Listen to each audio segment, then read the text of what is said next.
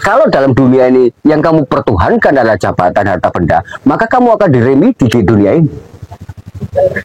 Karena kamu mempertuhankan dunia ini, kamu akan dikembalikan ke dunia ini. Remedi. Nah, kalau kamu mempertuhankan Allah, kamu akan kembali kepada Allah.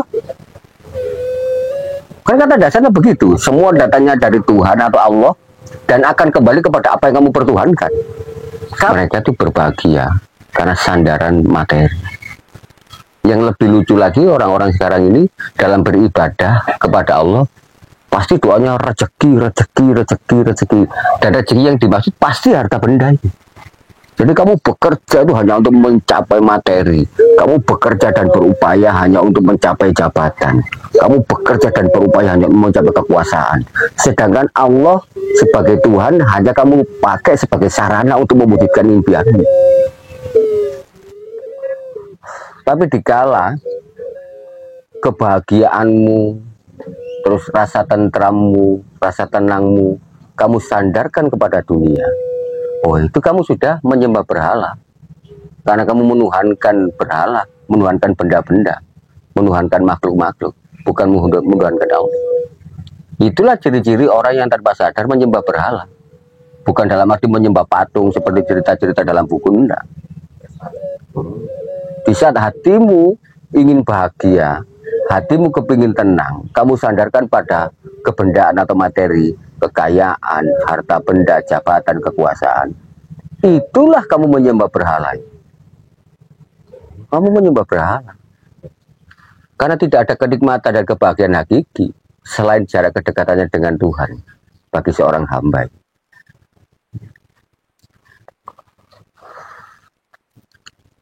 Dimensinya sudah bukan materi. Memang kita hidup dalam materi, tetapi rasa kita jangan kita sandarkan pada materi. Kamu tertipu oleh dunia ini nanti. Terus jalannya aja kehidupan ini seperti bagaimana mestinya. Bekerja, sekolah, berusaha. Tetapi jangan lupa pikiran, hati, dan perbuatanmu kamu sandarkan kepada Allah. Di situlah letak kebahagiaan yang hakiki. Tak peduli bagaimanapun keadaan sosialmu. Karena kelak kamu datang kepada Allah bukan karena tingkat sosialmu, tapi tingkat di mana makom hatimu, jarak terdekatmu dengan Tuhan. Bagaimana kau mengenal Allah, bagaimana kau yakin dengan Allah yang ada pada dirimu dan kehidupan ini.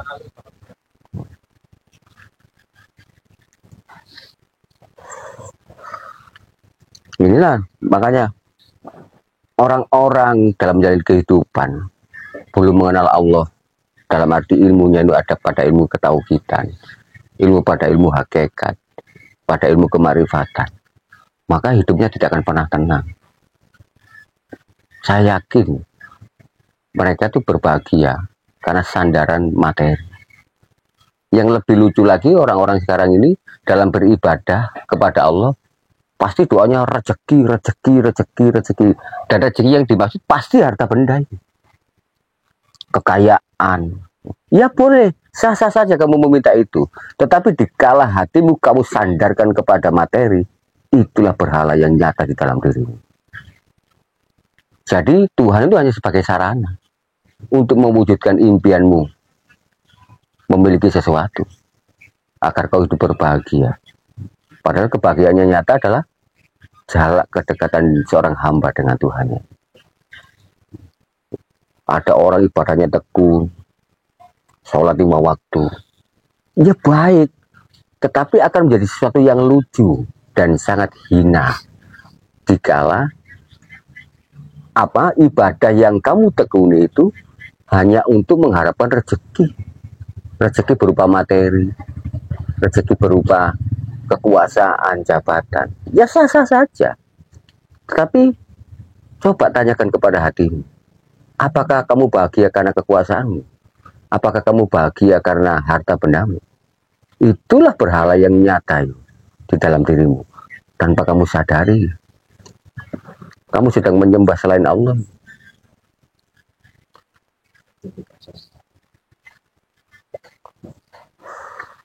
Jadi kamu bekerja itu hanya untuk mencapai materi. Kamu bekerja dan berupaya hanya untuk mencapai jabatan. Kamu bekerja dan berupaya hanya mencapai kekuasaan. Sedangkan Allah sebagai Tuhan hanya kamu pakai sebagai sarana untuk mewujudkan impianmu. Kebanyakan begitu. Padahal makna beribadah secara hakikat adalah semua apa yang kamu miliki menjadi sarana atau ladang ibadah kepada Allah. Bukan Allah yang menjadi sarana untuk mewujudkan impianmu. Kebanyakan yang terjadi begitu.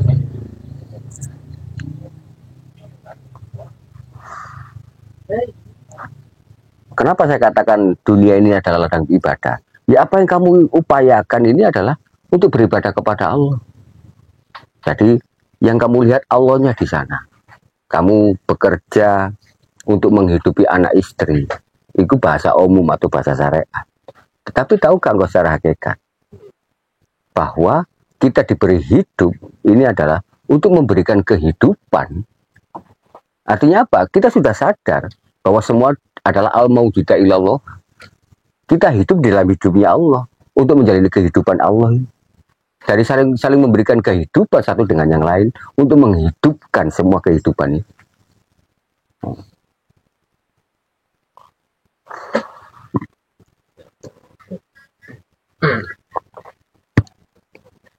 Itulah tauhid. Jadi semua yang dilihat Allah, semuanya karena Allah. Ya, orang tauhid sudah di situ. Kemanapun dia menghadap, disitulah wajah Allah.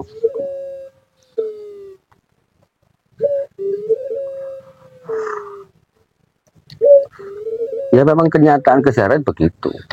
Banyak orang beribadah, baca ayat-ayat tertentu agar sukses. Yuk, memang iya. Tetapi setelah kamu sukses, apa yang kamu lakukan? Apakah kamu miliki, terus kamu nikmati saat itu? Bukankah dunia ini hanya sarana untuk beribadah kepada Allah?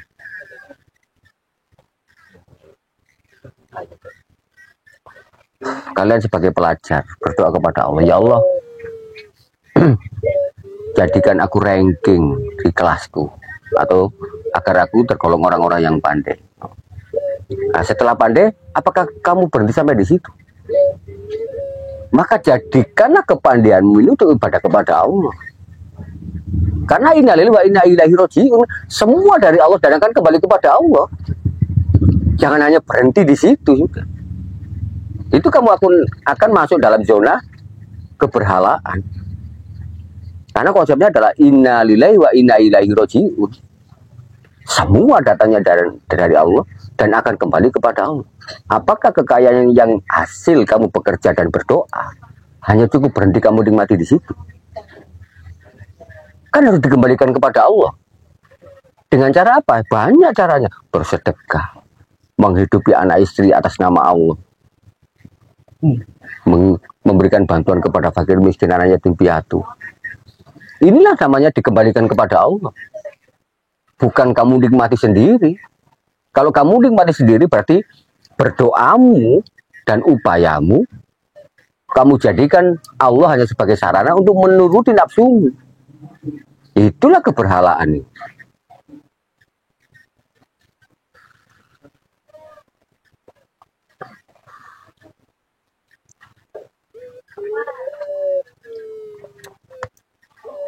Konsep inilah yang sering kita lupa. Ataukah kita lupa, atau memang kita tidak pernah mendengarkan pencerahan seperti ini. Padahal konsep semua dasar kehidupan adalah inna lillahi wa inna ilaihi raji'un. Semua dari Allah dan kembali kepada Allah. Begitu pula kamu menjalankan kehidupan ini, mampukah segala sesuatu yang kamu miliki, yang kamu upayakan selama ini, kamu kembalikan kepada Allah. Karena hakikatnya semua adalah milik Allah, bukan milikmu.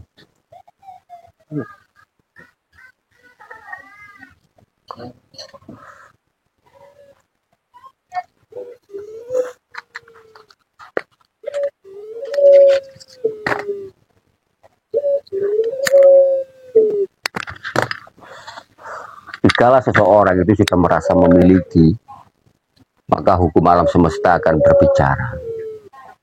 Akan aku berikan dia kesedihan, akan aku berikan dia kekecewaan, akan aku berikan dia kemarahan, akan aku berikan dia rasa dendam.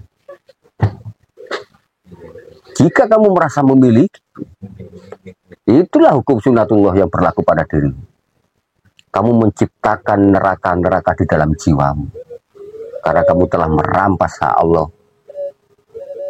Kenapa demikian? Karena kamu menganggap semua adalah milikmu, bukan milik Allah. Hingga alam semesta memberikan hukuman kekecewaan, kemarahan, kesedihan. Itulah hukuman. Jadi enten manusia nek misalnya ini satu kejadian tapi mboten dikembalikan berarti ilahi. Kalau bahasa agamanya begitu, semua dari Allah dan akan kembali kepada Allah. Itu bahasa teologi atau bahasa agama. Tapi kalau bahasa etimologi atau maknanya sebenarnya, semua datangnya dari Allah dan akan dari Tuhanmu dan akan dikembalikan kepada apa yang kamu pertuhankan.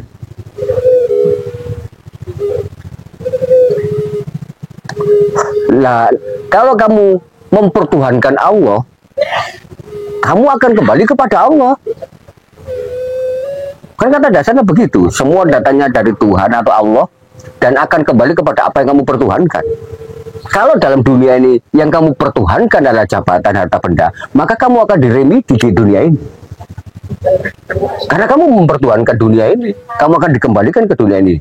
Remedi, reinkarnasi.